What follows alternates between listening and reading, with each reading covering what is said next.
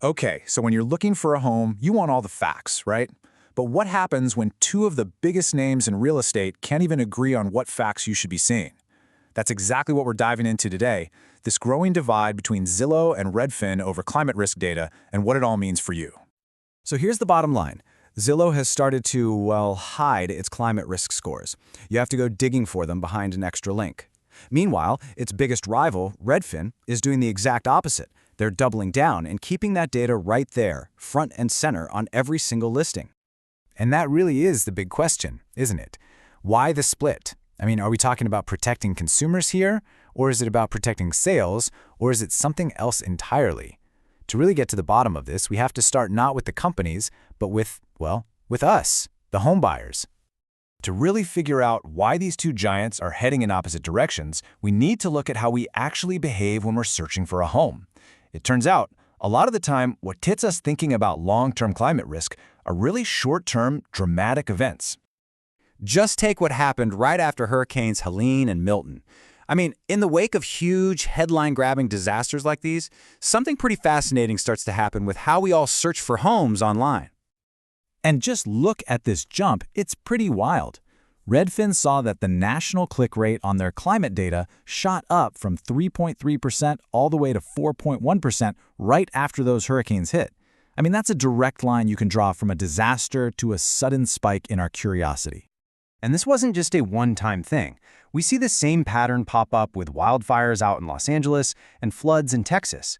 But, and this is the really crucial part, this spike in attention, it doesn't last. It's temporary. After just a few months, we all kind of go back to our old habits. Redfin's chief economist, Darryl Fairweather, really hits the nail on the head here. These huge events jolt us. They make us pay attention for a little while. But that sense of urgency, it fades. And understanding this little bit of human psychology is absolutely key to the dilemma these companies are facing.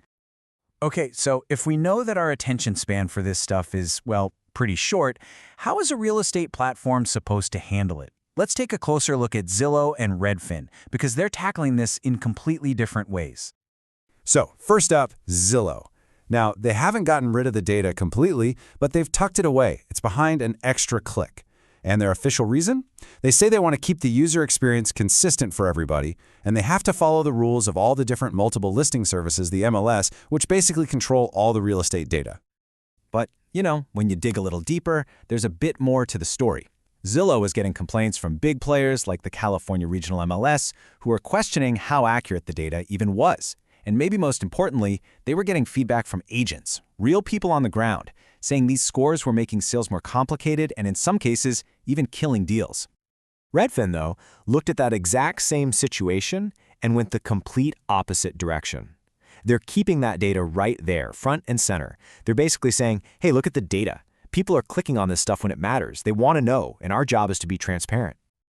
Okay, but this whole thing isn't just some corporate debate about website layouts. This has a very, very real impact on your wallet. Let's shift from talking about website clicks to the actual concrete cost of living in some of these high-risk places. Just look at this number for a second.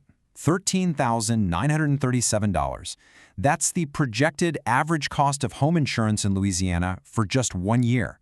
And get this, that doesn't even count separate flood insurance, which a ton of people there also have to buy. This is where a risk score stops being a number on a screen and starts becoming a budget-breaking problem. And this isn't some far-off problem. It's happening right now. This agent in New Orleans says it all. Imagine finding your dream home and then getting an insurance quote that's just impossible. People are having to walk away from deals because they just can't afford the insurance. And, it looks like we might be hitting some kind of tipping point. For the first time since 2019, the trend has actually flipped. More people are now moving out of the most flood-prone areas than are moving in.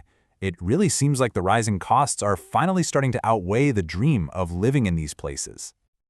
But what's really interesting is that not everyone is paying attention equally. I mean, look at this. In states like Mississippi and Louisiana, which are facing the biggest risks, people are clicking on this climate data at almost 3 times the national average. But then you look at places like DC or Nevada, and the interest is way, way lower. It really shows you that where you live completely changes how much you care about this. So after all that, what does this actually mean for you? For the person who's actually trying to buy a home in the middle of all this? It really all comes down to a fundamental conflict. And this, right here, this is the core dilemma. On one hand, you're making probably the biggest investment of your life, right? You want to know everything. You need to understand the long-term risks. But on the other hand, a big, scary score, whether it's totally accurate or not, can throw a huge wrench into an already super stressful process. It can even kill the deal. Which brings us to the big, final question.